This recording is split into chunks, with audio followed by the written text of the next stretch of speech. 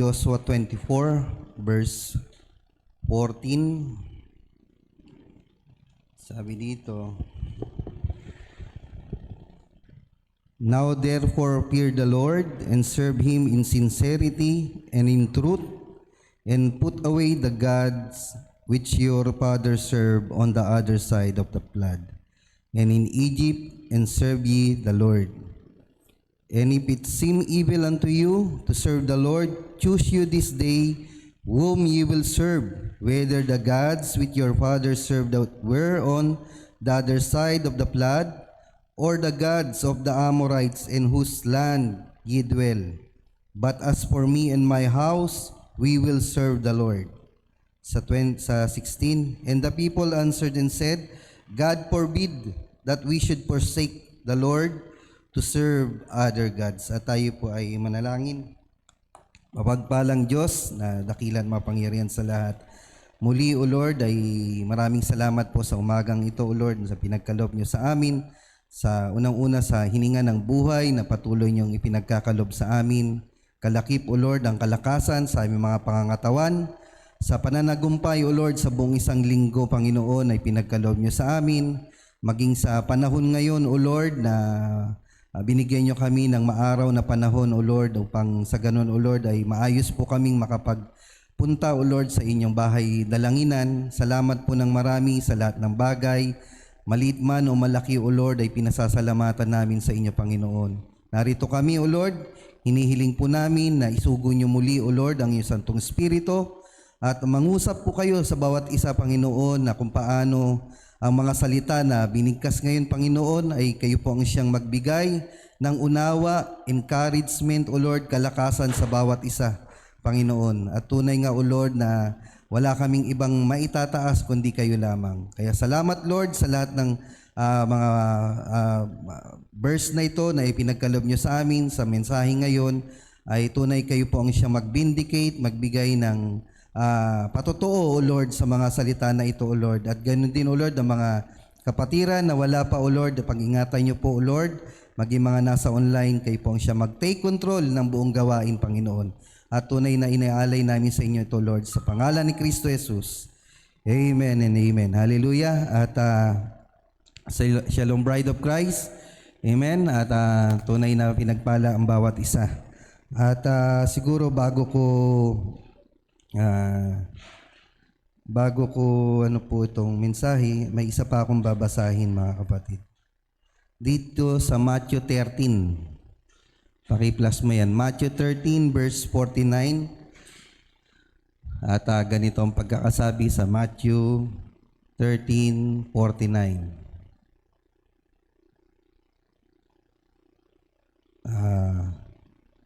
Matthew 13:49 anak. "So shall it be at the end of the world." Sa huling panahon to mga kapatid, yan tinutukoy niya. "The angels," ayan, Bapern, ito yung ano natin, GC.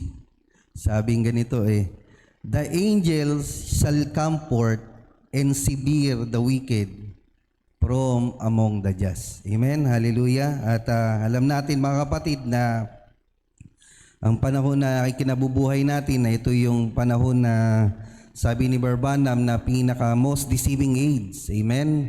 At the same time, ito rin yung most glorious age mga kapatid. At alam natin sa panahon ngayon ay sabi ni Barbanam, hindi ka makakapanagumpay kung walang battle.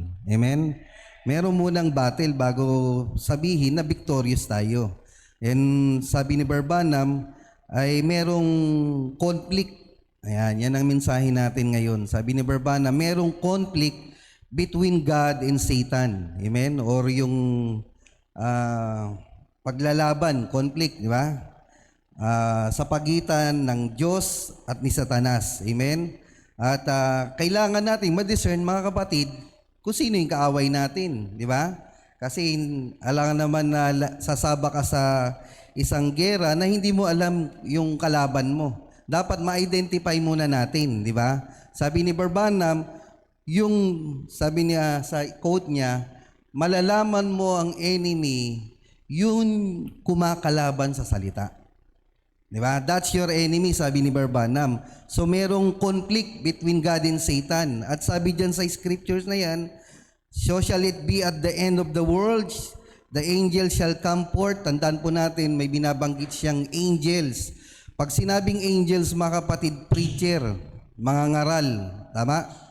So yung prophet daw, or yung mga angels, sabi niya ganun, or yung preacher, shall come forth and severe. Paghihiwalay niya daw yung wicked among the just. Di ba? Yung mga wicked sa mga, or sa mananampalataya o sa hindi mananampalataya. So may gagamitin. Di ba? Of course, hindi naman sabi ni Barbanam doon sa message niyang God's word calls for a total separation from unbelief. Sabi niya, God's word, yung salita, di ba, ang maghihiwalay. Tama ba? Kasi bakit salita? Kasi ang salita, mga kapatid, walang human sympathy. Tama? Kasi pagka hindi word, maaring pagka-kumpare ko, maaring hindi ko patatamaan. Tama ba? Pero pag word, sabi ng Bible, very sharp yan, di ba? Talagang tatagusin niya mula sa kaibuturan ng iyong puso hanggang sa pag-iwalay ng spirito at kaluluwa. Tama ba? So, kaya sabi niya, God's word calls for a total separation from unbelief. So, merong paghiwalay. At doon sa paghiwalay, mga kapatid, may conflict, di ba? So, yun ang ating message ngayon, mga kapatid, yung conflict between God and Satan. Amen? At sabi dito, ito ang natin, may wagas. Sabi niya, in Eden, God knew His enemy and all the attacks of His enemy. So, sabi ng Panginoon, ang Diyos daw, nalalaman niya yung kaaway. Tama? At sabi ko nga kanina, yung kaaway, yun yung kumakalaban sa salita. Sabi niya, God knew His enemy. Okay lang yun na ganyan, parang sinisingkit ako. And all the attacks of His enemy. So sabi niya, alam daw ng Diyos yung kanyang kaaway o kalaban, maging kung paano umatake ito. Tama? Sabi niya, now, God is the infinite God. Pag sinabing infinite, alam niya lahat. Walang lingid sa Kanya. Tama? Infinite God eh. Sabi niya, and the infinite God is the perfection of the perfection. Di ba? So wala kang butas na maibubutas. Perfection of the perfection. Grabe yun, di ba? Sabi niya, He knew all things before they ever was. Bago pa ang lahat, mga kapatid, alam niya na lahat. Tama ba? So, bago pa lang ang kalaban niya, alam niya na meron siyang mga kalaban. Tama? At alam niya na rin kung ano yung mga move niya. Tama ba yon? Sabi niya, God could have looked forward and did and seen the end time from the beginning. Nakita niya daw yung kung paano sa pasimula hanggang dito sa dulo. And knew that He would have children on this earth. Amen? Alam niya merong, sabi ng message, merong tao na may express na attributes niya na lalagay dito sa earth. Tama ba yon, mga kapatid? At walang iba kundi tayo yun. Sabi niya, His own blessed children. Don't you believe that He would provide for them the best that He could? Sana, anak, taas mo. He provide for them the best that He could provide. So, bago pa pala ang lahat, mga kapatid, nakita na ng Diyos kung ano yung mangyayari. At nung nakita niya yung mga pangyayari, mga kapatid, sabi ng message, lahat ng bagay na i-provide niya na. Naniniwala kayo doon, mga kapatid? Lahat, mga kapatid, all things yan, mga kapatid, sa pang-araw-araw nating buhay, di ba? Sa pang-araw-araw, kung nagtatrabaho tayo, meron na kagad nakalaan na provision ng Panginoon. Hindi ka pa man nagsasalita, sabi sa Bible, di ba? Nandyan na kagad yung biyaya niya, di ba? So sabi niya, would not you tonight to your children, taas mo anak, would not you tonight your children, sabi niya, that was helpless little fellows who can take care of themselves, don't you struggle and work and do everything that you can to provide the best that you can bilang ama, tayong mga ama, di ba? O yung mga individual na naghahanap buhay, ang nais natin ay meron tayong may provide dun sa mga anak natin, tama ba? Ganon din ang Diyos, mga kapatid, di ba? Bilang ama, di ba? Siyempre, ayaw niyang mapahamak ang kanyang mga anak. So lahat yan i-provide na ng Panginoon o kumbaga nakatalaga na i-provide ang lahat ng pangangailangan ng kanyang mga anak. Sabi dito, and we know, sabi niya, God knew this great warfare was coming on. Di ba? Meron daw paparating. Tama ba? Na great warfare. Tama? Sabi niya, between right and wrong. Hindi naman sinabi between wrong and wrong. Di ba? Kasi pagka wrong, walang pagtatalo yan. Same din nung time na first birth mo, walang pagtatalo yan. 'Di ba? Pag sinabi ng old soul na punta tayo dun sa mga beer house, walang pagtatalo yun. Sama kaagad ang buong katawan mo nun, 'di ba? Espiritu mo, yung kaluluwa mo, yung katawan mo, 'di ba? Walang pagtatalo dun, 'di ba? Sabi niya, great warfare was coming on between right and wrong. Pero nung na-born again ka, mga kapatid, wala na. Di ba? Sunod na lang yun, mga kapatid. Tama? Sabi niya, he know just exactly how to equip his people. Di ba? Kung paano niya bibihisan yung kanyang mga tao. So if we notice, the very first thing that God equipped his children was, sabi niya, being infinite, he know what it took to defeat Satan. Alam ng Diyos, mga kapatid, sabi niya ganon. Kung paano niya daw magagapi, sino daw? Si Satan.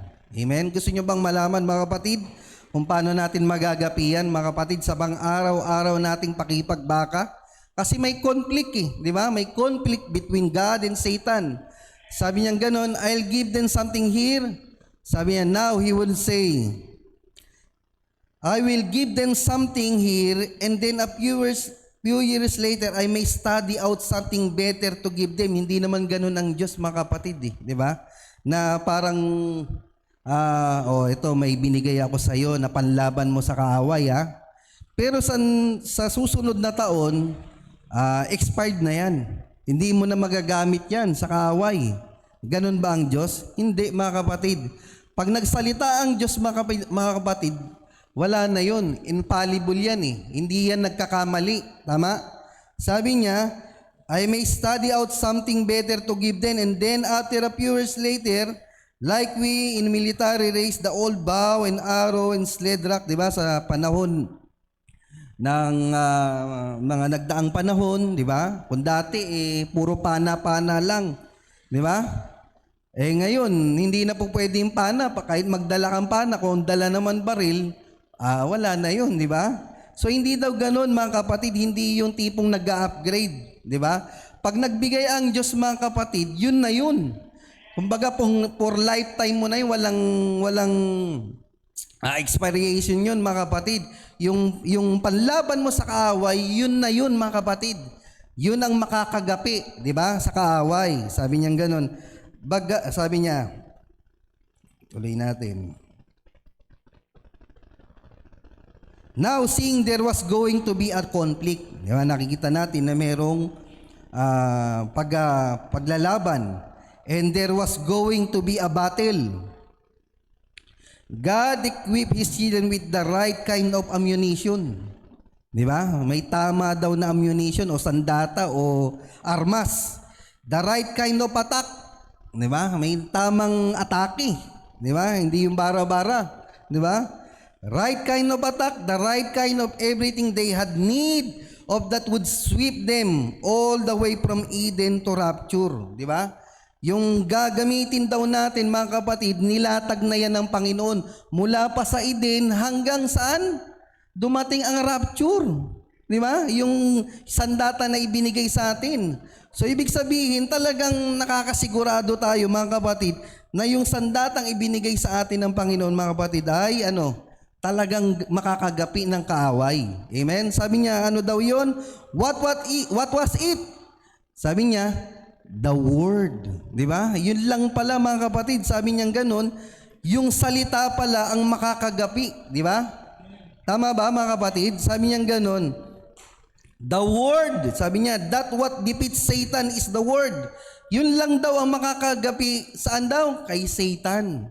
Tama? It will defeat him anywhere, any place. Kahit saan mang dako, mga kapatid, di ba?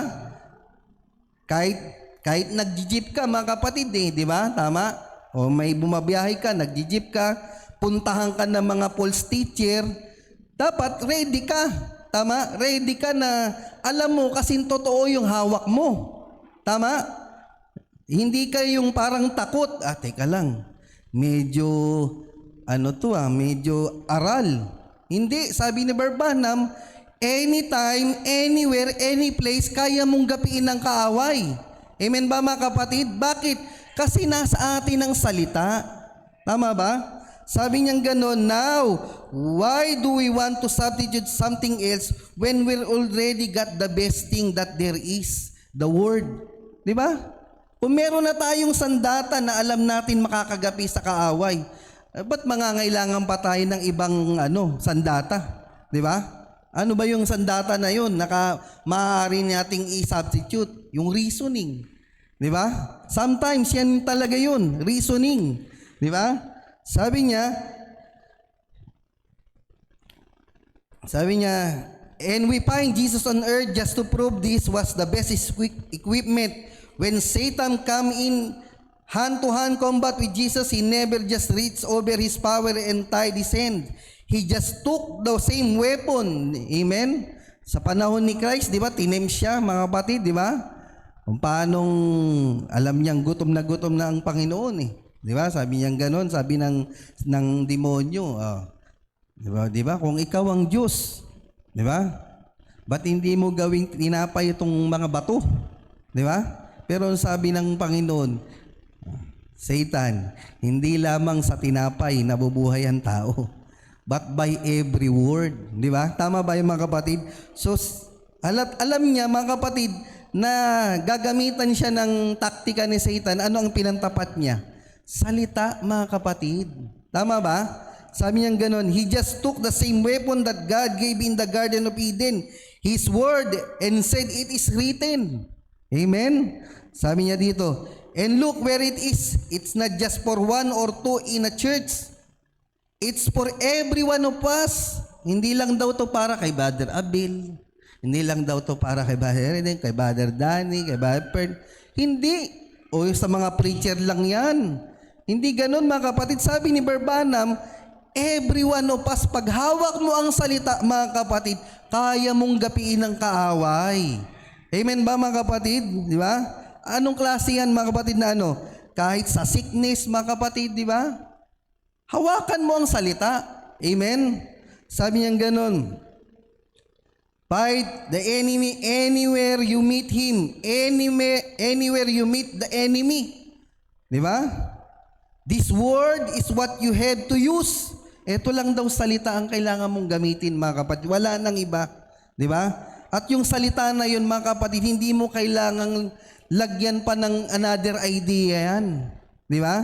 Kung ano yung sinabi na ng salita mga kapatid, yun lang ang sasabihin natin. Di ba? Kasi kung magdadagdag ka ng salita mga kapatid, hindi, naniniwala ako mga kapatid, hindi na yan yung talagang sandata na ibinigay sa atin ng Panginoon. Amen? Sabi niya ganon. Well, sabi niya, when that all-out warfare comes and the battle and set in army, then there's only one thing a real soldier can use, a real Christian soldier. That's the saith the Lord. Di ba? So, ibig sabihin, mga kapatid, kung tunay tayong sundalo ni Kristo, mga kapatid, meron daw tayong thus saith the Lord. Sinabi ng Panginoon di ba? Every time mga kapatid, sasabihin pagka tayo ginigipit, di ba? May trials, di ba? Ano sasabihin natin? Thus saith the Lord. Sabi mo Panginoon na ang mga pangako mo ay minuprovide mo na sa amin lahat, di ba? Pag may sickness, ano sasabihin mo? Sabi ng Panginoon, sa iyong mga latay kami nagsigaling. Tama ba mga kapatid? Sabi niya ganon. Thus saith the Lord, walk right out there and meet the enemy. Di ba? Hindi yung Yung makakasalubong mo yung kaaway, di ba? Parang iiwas ka kasi parang ang hirap yatang kasi ang hawak nito, cleansing eh. Hindi ko alam yung paano i-break yung di ba? Hindi, sabi ni Barbanam, kailangan alam mo yung tinatayuan mo. Para pag nakaharap mo yung kaaway, hindi ka yung parang, di ba? Tama ba mga kapatid? Sabi niya, walk right out there and meet the enemy with the assurance that nothing. 1,000 may fall at your right and 10,000 at the left, but it won't come right you. Sabi niya ganun. Hindi yan makakano, sabi niya, lapit sa, just remember, sabi niya, that God made this statement and this is to His children. Di ba? Tama mga kapatid? Ano man ang sinabi sa Bible, sa message mga kapatid, sabi ni Barbanam, lahat yan para sa atin at pangako yan sa atin. At yun ang ilalagi mong sasabihin sa kaaway mo. Tama ba? Yung word, kasi yun lang pinaka-the best na sandata eh. Tama?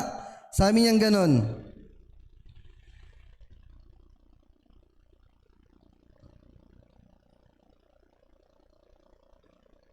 Sana, wala na.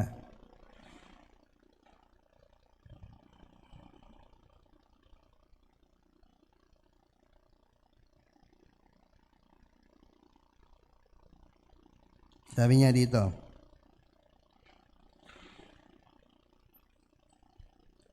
Satan in Eden, when he first come to this attack, to attack the person, knowing the children of God was fortified with this word. Sabi niya ganon. Kasi yung first conflict, sabi ni Barbanam, nangyari yan doon sa time ng Eden. Tama? Satan attacked the word. Di ba? Hindi naman yung person yung inatake niya eh. Si Eve, hindi. Sabi niya, anong ginawa niya? Satan attacked the word. He never attack being, sabi niya, he never attack the being, di ba? Yung tao daw, hindi niya inatake yun. Kasi yung tao, kakaibiganin niya muna yan. Di ba? Ganyan ang kaaway, mga kapatid. Umaga magpapakita yan, mga kapatid, ng parang humble. Di ba? Parang lang, hindi talaga true humble, di ba? Na parang iiyak-iyak pa yan at yayakapin ka, di ba? Hindi ka atakihin yan ng ganun, mga kapatid, di ba? Pag nakaibigan ka na yan, mga kapatid, sabi niyan ganun, then Satan attack the word, di ba? Oh, di ba? Kasi banding na kayo eh, di ba? Sandikit kayo, di ba? Friendship, di ba? Ang sasabihin niya ngayon, kamusta ba yung tayo niyo pagdating sa pre-moral? Di ba? Yun na po mga kapatid. Sabi niya ganon, he attacked the word first. Di ba? Yun ang atakihin niya. Yung alin daw? Yung salita. Di ba? Every time mga kapatid na may conflict mga kapatid, ang unang inaatake niyan mga kapatid, yung salita. Tama ba mga kapatid? Kung ano yung tinatayuan nyo at tinatayuan natin, yun ang unang atakihin yan. Tama ba mga kapatid? Sabi niya, look at that sneaker lizard. Look at that sneaker lizard. What he does today. Yang mga kapatid. Sabi ko, bakit sinabi ni Barbanam yung sneaker? Look at that sneaker lizard. Yan, sabi ni Barbanam, kaya pala sneaker lizard yan. Magaling palang mag-camouflage yan. Mapagpanggap. Di ba? Kaya pala sabi niya, look at that sneaker lizard, yung mapagpanggap. What he does today, kung ano daw yung ginagawa ngayon. The first thing, he cannot lay it on, say, well, that's not a good person. That's a good person, sasabihin niya sa'yo. Ayan, napakabait niyan. Di ba? Sabi niya. Di ba? Lahat ng pambobola, gagawin niyan para mawin ka. Tama ba? Sabi niya, but the only thing he tries to do, no matter how good the person is to get them to deny that word. Tama ba mga kapatid? Pag ka na niyan, anong sasabihin niya sa'yo? Di ba, sandikit tayo? I-deny mo na yung salita. Di ba? Tanggapin mo tong turo na ito. Na yung pre-moral, right talaga yan. Di ba? Yung cleansing, tama talaga yan. Di ba? That's just only thing he wants to do. Di ba? Yan lang ang kailangan. Get you to deny that word. Amen ba mga kapatid? Tignan nyo mga kapatid. Hindi sa pag-aano, mga kapatid. Lahat ng umalis dito, lahat ng turo dito, mga kapatid, na tinuro ng propeta, yun ang una nilang binabangga. Tama? At nangyayari, mga kapatid, magbibreed pa yan. Magbibreed pa yan ng another generation at ipapasa nila doon yung mga yung mga teaching na ganito ang ituro mo. Ito yung maling turo nila. 'Di ba? Magbibreed pa yan, mga kapatid. Sabi niya, para just the only thing he wants to do, get you to deny that word, mga kapatid, para i-deny mo lang daw yung salita. Amen? Kaya ito yung panahon, mga kapatid, na dapat tayong lalong manghawakan sa salita at maging seryoso sa paglilingkod. Amen ba, mga kapatid? Bakit? Kasi sabi ni Barbanam, ito yung most deceiving age. Amen ba, mga kapatid? Sabi niya, but God cannot give nothing else but His word. Walang nang ibigay, wala nang ibang ibinigay ang Panginoon kundi ang salita. Sabi niya, because that's what He chose first. And when God makes a decision, it has to ever remain that way. Kung ano na yung sinabi ng Panginoon, mga kapatid, yun na yun. Tama ba? Hindi mo mababago yun. And Satan took reasoning. Yan ang sinasabi ko, mga kapatid. Yan ang ugali ni Satanas. Reasoning. Sabi ni Barbanam, every time na magre-reason ka sa word, that's the time na lalo kang napapalayo sa salita. Tama? Sabi niya, and Satan took reasoning and took the reasonings and attacked the word. Amen? And shook Eve of the pot. Di ba? Tama ba yun? And shook Eve of the pot. Di ba? Pag inatake niya ang salita, mga kapatid, yung dinadaanan mong dapat na daan, ang gagawin, pag dinanay mo ang salita, mga kapatid, mawawala ka dun sa tamang daan. Di ba? Ganyan ang nangyari kay Eve. Sabi niya, that's right, by reasoning, human reasoning. Di ba? Sabi niya, now the only way that he could get to disbelieve, sabi niya, the only way she could get, yan lang talaga ang kailangan niyang magawa to disbelieve God's word. Pag hindi ka na naniwala sa bawat tinuturo dito, mga kapatid, yan, ang new birth, wala na yan. Parang lang yan, information na lang yan. Yan, to disbelieve the word. Di ba yan ang ilalagay sa atin, mga kapatid, ng kaaway, para para mawala tayo dun sa linya ng salita. Amen? Sabi niya, to disbelieve God's word, it had to be appealing. Di ba? Kaaya-aya. Di ba? And Satan's know how to make reasonings appealing. Kaya pala ang reasoning, mga kapatid, masyadong kaaya-aya yan. Di ba? Tama ba yun? Sabi niya, it has to appeal to you. And sin is very appealing. Kaya pala yung sin daw, sabi niya, is appealing. And there's only one sin, and that's unbelief. Amen? Yun lang daw, mga kapatid. So it's really appealing. Satan makes sin so appealing to you. So sa E27, so how Satan make it look so real? It's appealing to them, di ba? Para maging parang totoo. Yung kanyang hawak na salita, di ba? Ano daw? Gagawin niyang kaaya-aya, di ba? Yung salita. Lalagyan niya ng sugar coating, mga kapatid. Tama ba? Para maging kaaya-aya, di ba? Para mas masarap namnamin, di ba? Pag may asukal, masarap kainin, di ba? Ganun daw ang ginagawa ni Satan, mga kapatid. See, sabi niya, so how Satan makes it look so real, it's appealing to them. But if they would just stay fortified with the word, let the word be their fortress. Kung mananatili lang daw tayo dun sa salita, mga kapatid, ano daw? Sabi niya ganun. But if would have just stay fortified with the word, di ba? Let the word be their fortress, ating kalasag, yung salita daw, magiging kalasag natin, ano pa? Then see, they have been fortified, pagtitibayin tayo ng salita. Amen? Kaya sabi ng Bible, kaya pala ang gawain, mga kapatid, hindi dapat yan, hindi mo dapat, tawag dito, hindi ka dapat, hindi umaatin dyan, mga kapatid. No, not forsaking the assembly, di ba? Sabing ganon. Bakit? Kasi yung salita na ipinapangaral, yun daw ang makakapagpatibay sa atin. Tama ba yun mga kapatid? Sabi niya, dahil sabi ng message mga kapatid, faith cometh by hearing and hearing the word of God. Amen? Sabi niya ganon. They have been behind the word. The word would be in front of them. Di ba? Ang sarap kaya nun mga kapatid, na sa bawat lakad natin, ang salita ang nauuna. Tama ba mga kapatid? Di ba? Always, sabi niya ganon, the word would be in front of them. Amen? Ano pa? The word would be in front of them, always thus saith the Lord. Yun ang pinakamaganda doon mga kapatid, na habang nasa harapan natin ng salita at hindi tayo nagpapauna sa salita, laging yan ang sinabi ng Panginoon. Tama? Kasi pag ikaw ang nauna sa salita, ay hindi nasabi na ng Panginoon yun. Sinabi mo na yun. Tama? Kaya sabi niya mga kapatid, kailangan mauuna lagi ang salita sa atin para matawag nating thus saith the Lord. Tama? Thus saith the Lord, thus saith the Lord, right or left. Di ba? Kaliwa, kanan, nandun yung salita. Kanan, pupunta ka sa kanan, nandun din yung salita. Sinabi ng Panginoon, di ba? Protektado, kaya nga sabi niya, di ba, ang salita daw, pagka nasa atin, protektado tayo, yun ang kalasag natin, di ba?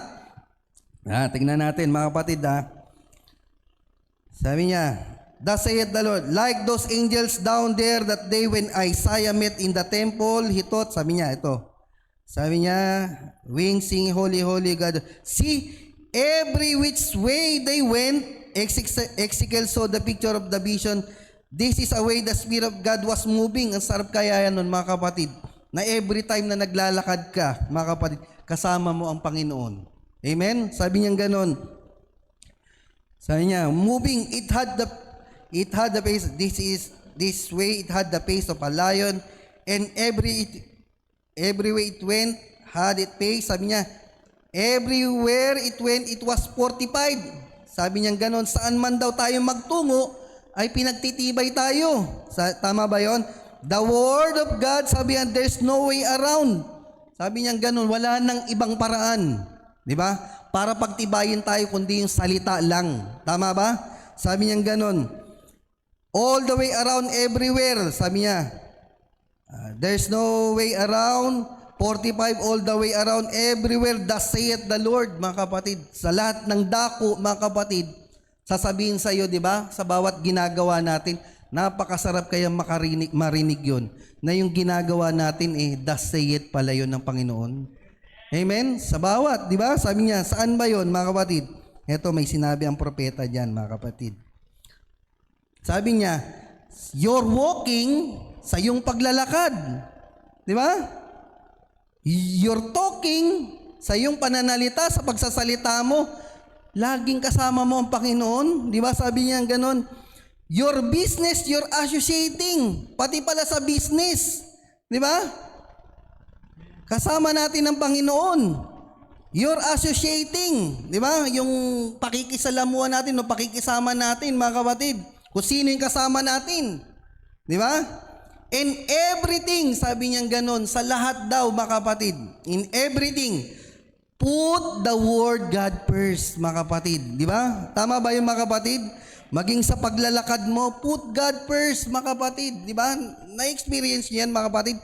Kahit nagja-jogging kayo, mga kapatid, minsan mararamdaman nyo yung presensya ng Panginoon. Amen ba kayo doon, mga kapatid? Sa pagtatrabaho, mga kapatid, ang Diyos ang nagbibigay ng inspiration sa bawat isa. Amen? Sabi niya ganon, your business, di ba?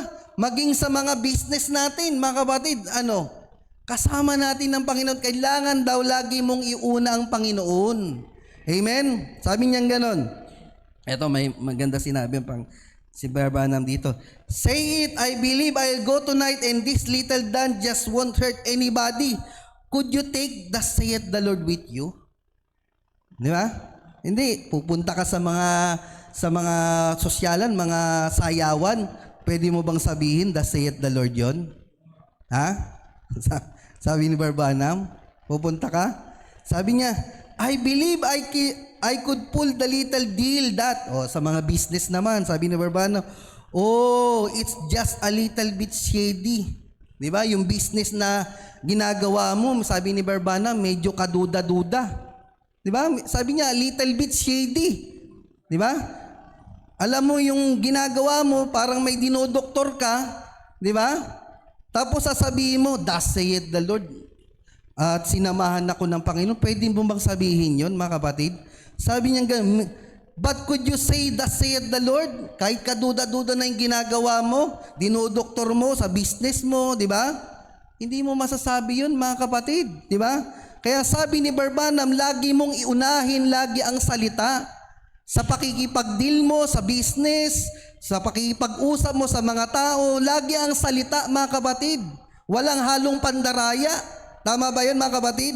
Sabi niya ganun, but could you say, thus saith the Lord with it? See, always take Him first. Keep fortified. Di ba? Sabi niya ganun, kailangan fortified matatag, for He is our fortress. Di ba? Yun ang protection natin. Parang kaduda-duda yung business, mga kapatid. Pag equip ka ng word, ang word mismo ang magdi-discern yan, mga kapatid. Uy, parang kaduda-duda yan, hindi ko tatanggapin yan. Tama ba yun, mga kapatid? Kasi si Kristo na yun nabubuhay sa atin. Tama ba, mga kapatid? Hindi mo maaatim, mga kapatid, na makipag-business ka na merong kaduda-duda dyan, mga kapatid. Tama ba yun? Amen ba, mga kapatid? Sino ba yung mga business dito? Wala yatang may nagbi-business ngayon. Sabi niya ganun, it's strange, but do you know you have to ignore before in order to believe the devil's lie, sabi niya, you have to ignore and deny God's truth first. Di ba? Tama ba yun? Paano mo i-deny ang sabi niya, paano mo papakinggan yung para maniwala ka dun sa devil's lie? Kailangan mo munang i-deny yung truth. Di ba? Kaya pagka dininay mo na yung truth, lahat ng false teaching, magiging tama na sa iyo yun. Kasi dininay mo na yung pinaka-truth eh. Tama? Sabi niya ganun, sabi niya, God's truth first, before you can believe the devil said, did you ever think of that? You have to deny the truth first before you could believe a lie. Sabi niya, right, have to deny it. Sabi niya ganun. Konti lang to, mga kapatid. Sabi niya, Eve got from behind it and lost the battle. Sabi ni Barbanam. As soon as Eve, Satan was standing out there shooting his targets. She said, but the Lord said, and then he shot again. She said, but the Lord said, so then he shot again another way, but the Lord said. Ganon din sa time ng Eden, mga kapatid. Kaya nga sabi ko kanina, yung first conflict, mga kapatid, nangyari sa time ni Eden, mga kapatid. Bakit? Nagnasa si Eve ng mas more understanding. Di ba? Tama ba yun? Tama ba yung sabi niya gano'n? Parang hindi ka pa yata masigitan mo pa kaya yung pastor mo. Di ba? Yun yung kaaya-ayang binigay ni Satan. Di ba? Tama ba yun? Para magmukha kang great teacher. Di ba? Para ikaw na yung magiging pastor. Tama ba? Sabi niya gano'n, kailangan niyang mga kapatid, sabi niya gano'n, targetin yung isang tao, mga kapatid, na merong pagnanasa sa ganyan. Amen? Para daw, sabi niya gano'n, para mapasok niya yung salita. Tama? Sabi niya gano'n, God, you don't know right from wrong, but if listen, would you love to be wise like God? Di ba? Hindi mo ba gusto maging katulad ng Diyos, di ba? Why Eve said, yes, I believe I would. Yan ang mabigat diyan, mga kapatid, di ba? Maybe something like that. I believe I would like to just know all the wisdom of God. Ayan na, mga kapatid, di ba? Yung gusto mo nang malaman lahat ng bagay, maging yung taasan mo pa yung pastor mo, di ba? Tama ba 'yon? Sabi ng ganun, kasi gusto mo ng wisdom eh. Ipapakita talaga sa iyo ng kahawayan, mga kapatid. Pag ninais mo ang wisdom, yun ang ipapakita sa iyo. Diba? Sabi ng ganun.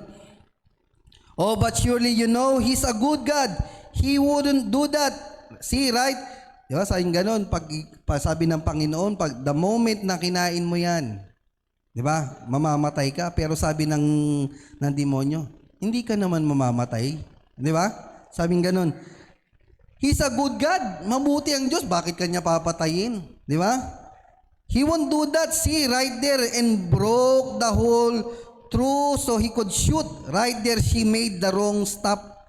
Right there, stop there a little. Sabi ni Barbanam, the moment na nangyari yon, sabi ng ganon, kasunod na nun ang alin? Sickness. Di ba? Once na deny mo ang word, sabi niya ganon, sa time ni Eve, ano na yung kasunod? Now, andyan na yung sickness, funeral, di ba? Hospital, di ba? Sabi ni Barbanam. Sabi niya, now, let me say something to you, Christian, down here. Don't you never stop 1 second for the devil. Di ba? Pag may in-inject sa'yo ang kaaway, mga kapatid, huwag ka na mag-isip na parang totoo yun ah. Di ba? Sabi ni Barbanam, don't you never stop 1 second for the devil. Di ba?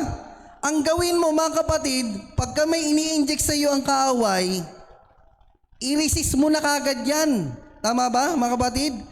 I-resist mo na kagad yan ng salita. Kailangan hawak mo lagi ang salita. Amen? Sabi niya, don't stop to reason it. Di ba?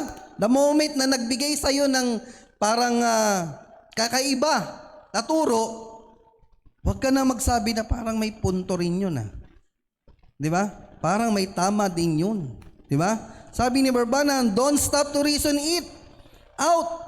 When you start to reason, ayan mga kapatid, when you start to reason it, the devils come right in. Ayan, mga kapatid. The moment na binigyan mo ng pagkakataon na parang pakinggan ang isang maling turo, sabi ni Barbanam, yun yung time na maaaring makapasok na sa iyo ang kaaway. Tama ba yun? Sabi niya ganon. Saan ako? Come say, you cannot reason God. You cannot understand God. You've got to just believe God. Amen? Maniwala ka lang. Kung ano yung sinasabi ng propeta, mga kapatid, huwag ka nang mag-reason. Di ba? Ano sabi ng propeta? Maniwala ka lang. Di ba? Huwag mo nang parang pag-aaralan mo pa na parang, hindi, kailangan ganito to eh. Hindi na, sabi ni Barbanam. Kung ano na yung na-preach dito, mga kapatid, di ba?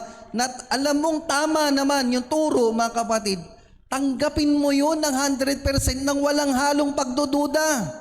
Amen ba, mga kapatid? Sabi niya ganun, I cannot explain God. I cannot explain many things. Di ba?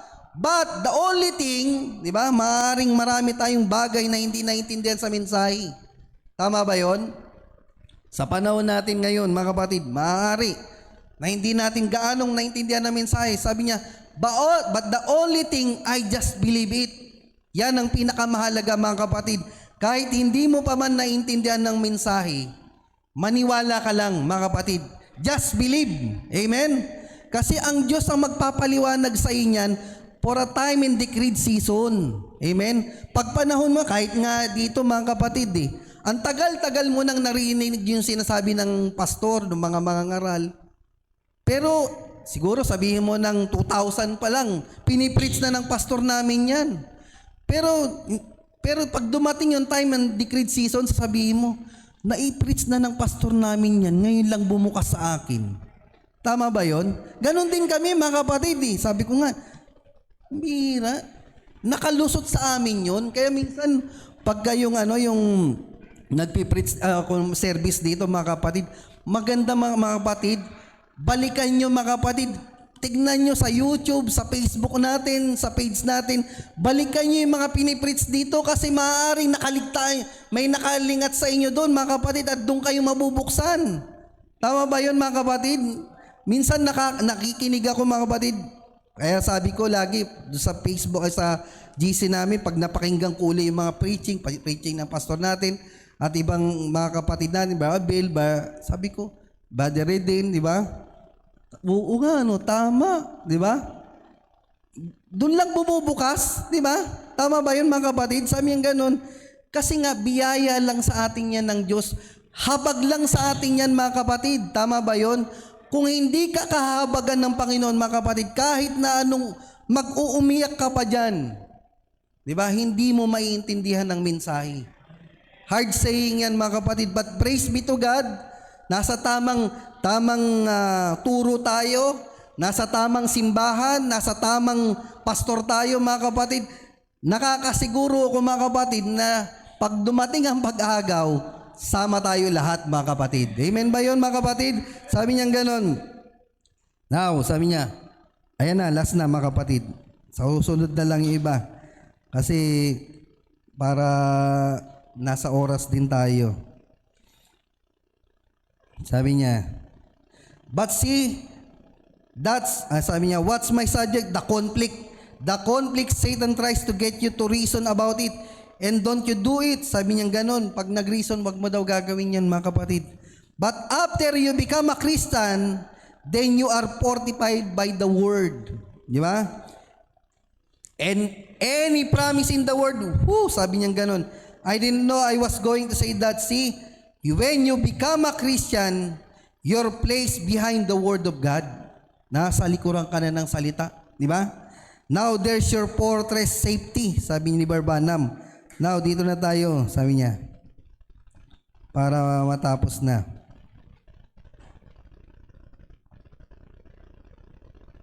Sabi niya, now let's diagnose that down. Sabi niya, like the chemistry of the blood. Sabi niya, why did He give the word? Sabi niya, bakit daw binigay sa atin yung salita? Because, are you ready? Sabi niya, congregation says amen. The word is eternal. Kaya pala binigay sa atin yung salita. Kasi bakit daw?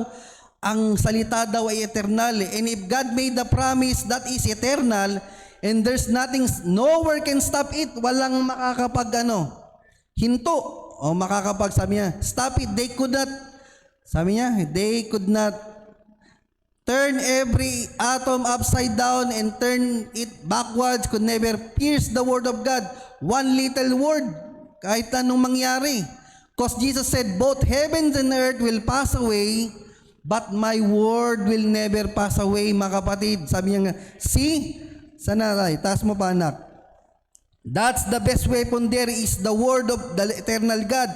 Now, what is the word of God? The word of God is God Himself. Amen ba yun mga kapatid? Ito palang mga kapatid na sinasabi nating salita. Yun pala mismo ang Diyos. Amen? Yun pala yung kalasag natin. Yung Diyos mismo pala yung kalasag natin. Sabi niya ganon, the word of God is God Himself. So God gave the believer Himself. Amen? Whew! It's God Himself. Yung ibinigay pala sa atin mismo, yung mismong Diyos na.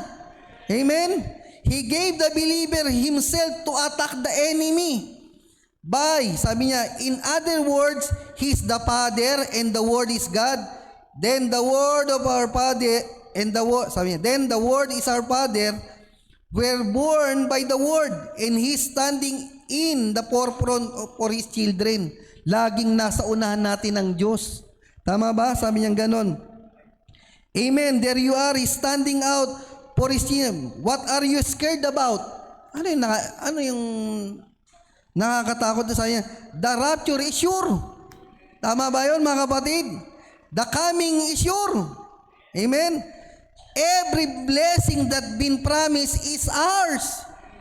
Di ba? Lahat daw ng mga pinangakong biyaya, sa atin daw yun. It all belongs to us. Lahat daw yun para sa atin. Tama ba yun mga kapatid? Kaya nga yung mga sickness na yan, merong pagigpit ngayon mga kapatid, di ba? Sabi ni Barbanam, just speak the right word. Sabi niya ganun, dahil yung mga pangako na yan, it all belongs to us. Amen ba mga kapatid? Kaya sabi ko nga kagabi, wala pa ako talagang nababasang na may babahagi ngayon.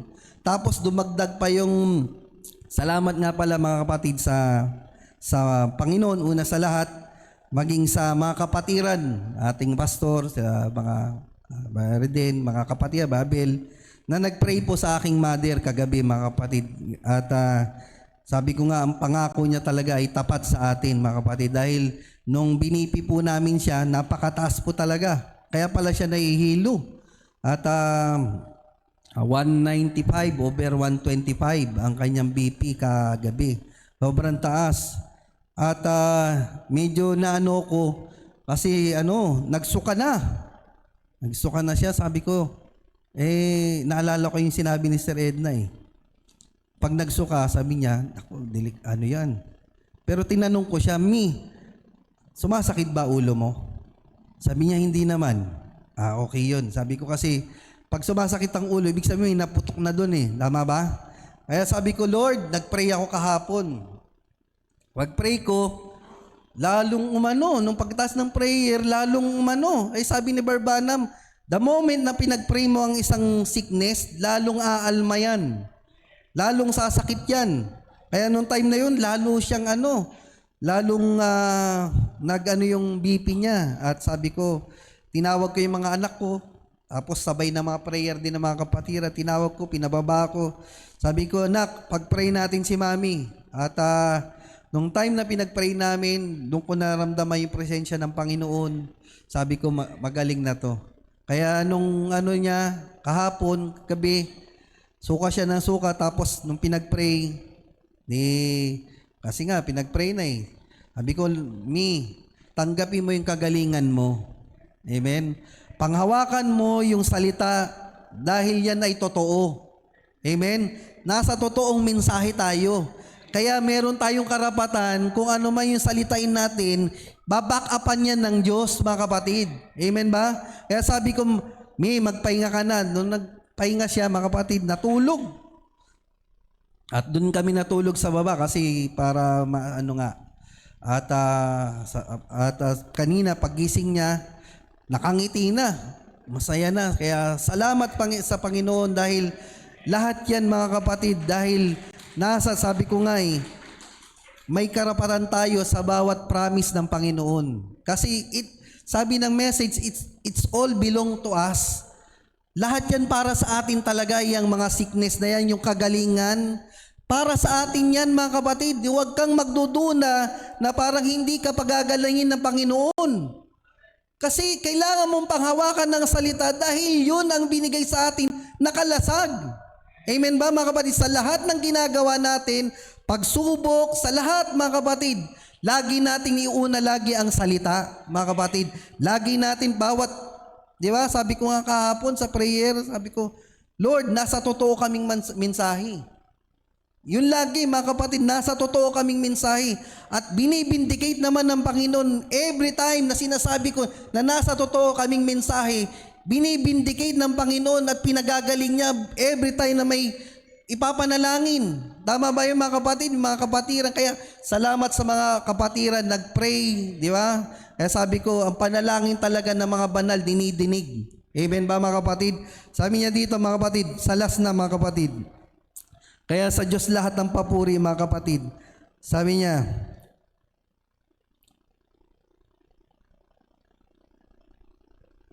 ito, that's right, you've got to know the word. Kailangan malaman daw natin yung salita. Stay on the word. Hindi lang yung basta nalaman natin yung salita, pero hindi tayo nanatili. Di ba? Sabi niya, kung nalaman mo na ang salita, kailangan, sabi niya, stay on the word. See, the great battle is at hand. Ibang quote to, mga anak. The great battle is at hand. Now, we played church for years and years. Di ba? Tagal na tayo nagsisimba eh. Di ba? But the hours come now that when Jambres and Jannes will withstand Moses as the Bible said they would. Di ba?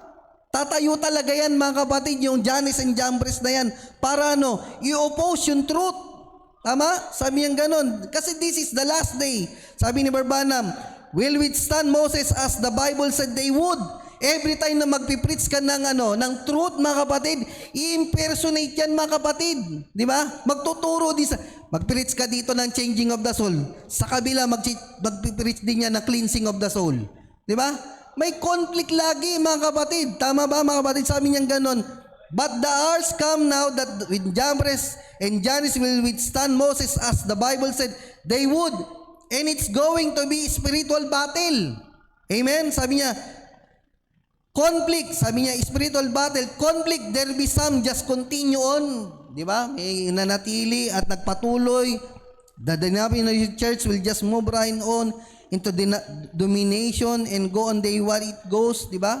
Yung iba, nanatili na rin doon, mga kapatid. Di ba?